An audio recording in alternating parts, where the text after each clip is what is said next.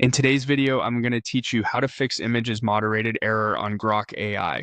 If you've run into that message while trying to generate an image, don't worry, this is usually a prompt phrasing issue and it's quick to correct. Start by heading to the Grok website in your browser.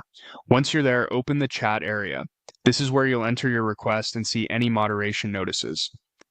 The error typically appears when your wording triggers Grok's safety filters, things like using real people's names or implying harmful or graphic content. The fastest and most effective fix is to rewrite your prompt so it stays within the platform's guidelines while keeping the creative intent. Think about what might be getting flagged. References to identifiable public figures, copyrighted characters, explicit violence, or anything that suggests harm can cause a block. You're aiming to keep the concept, but describe it in a way that's safe, original, and clearly fictional.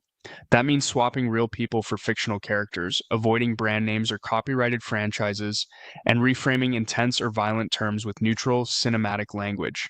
For example, a prompt like, "Generate a realistic photo of a famous actor in a fight scene," is likely to be blocked.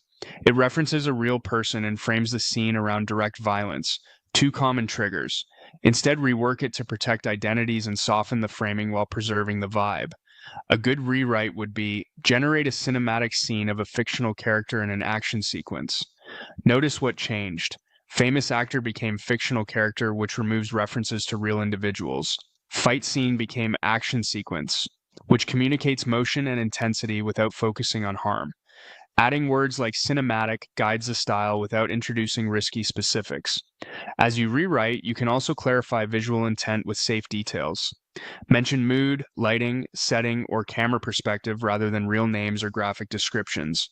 Phrases such as dramatic lighting, urban backdrop, or wide-angle view help the model understand your goal while staying within policy.